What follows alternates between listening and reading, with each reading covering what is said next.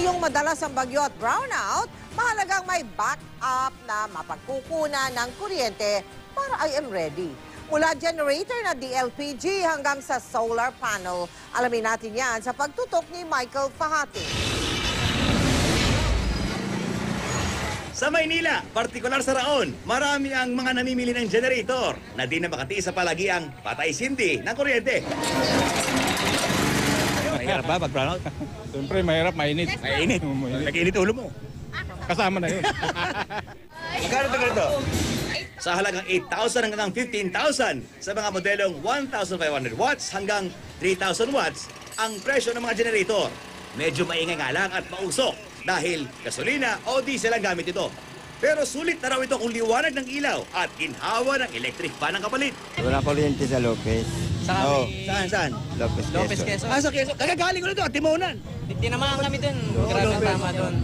Dadalhin niya pa yan doon. Kung ingay at usok ay problema para sa inyo, mas mainam daw na piliin ang generator na LPG ang nagpapatakbo. May ilaw ka na, ha? May ilaw na, may Mahangin ba? Meron pang talagang tahimik na alternatibo at zero pollution ang solusyon, ang solar power.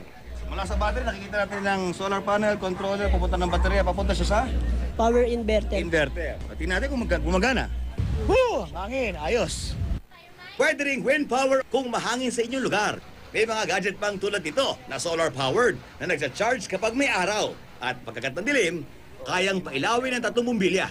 At pwede pang i-charge sa mga cellphone nyo.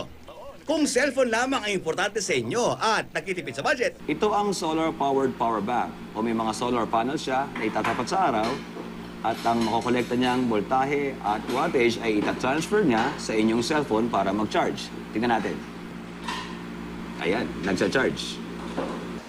pero kung bumabagyo at walang araw, papaano nga ba? Ito naman ang sinasabi o tinatawag na crank-powered para sa cellphone. Mas mainam ito kung walang araw, nag-uulan at madilim at kailangan mong tumawag. Kaso nga lang, dire-diretso dapat ang pag-ikot mo.